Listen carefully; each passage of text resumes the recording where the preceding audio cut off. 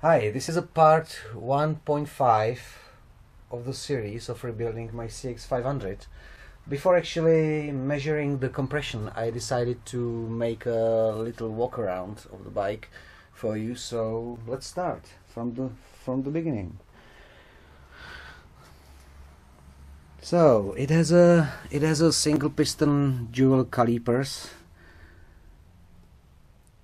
hydraulic brake. This is a fuel filter. That's a clutch.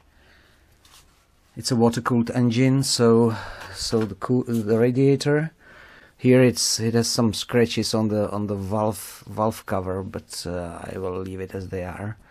It's an old bike, so it doesn't have to look really like never used. Also scratched here on the pipe. That's a gear lever, foot pegs, starter, carbs, one carburetor, the other is on the other side, coolant bottle. Here you can see, let me take it off. Here you can see the battery, it's disconnected now, main fuse,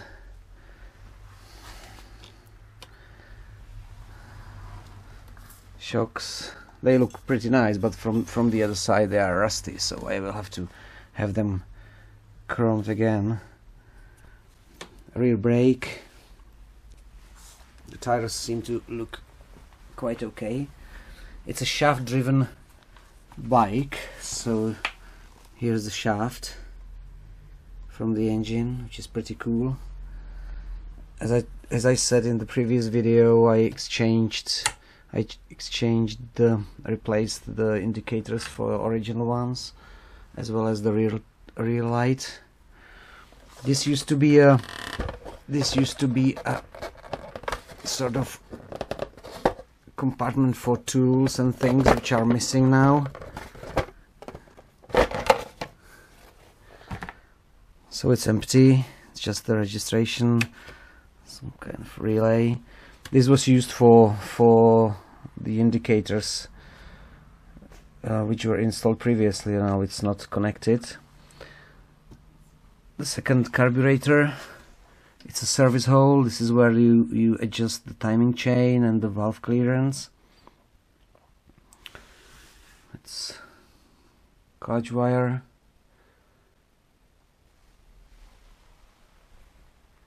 On the handlebar, everything pretty standard and everything working, which I was quite surprised, but everything is working now on this bike, so that's a very good thing, because there is no problem with electrics at all. I don't have to search in the wire harness for bare wires and stuff like that, so that's good.